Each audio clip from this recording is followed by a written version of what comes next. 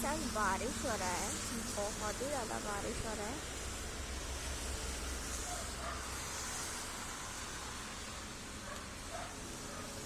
आप देख सकते हैं यहाँ पर मछलियाँ भी आती हैं, बहुत सारा छोटे छोटे बच्चे आते हैं यहाँ पर मछलियाँ पकड़ने, बट आज नहीं आए हैं। वहाँ पे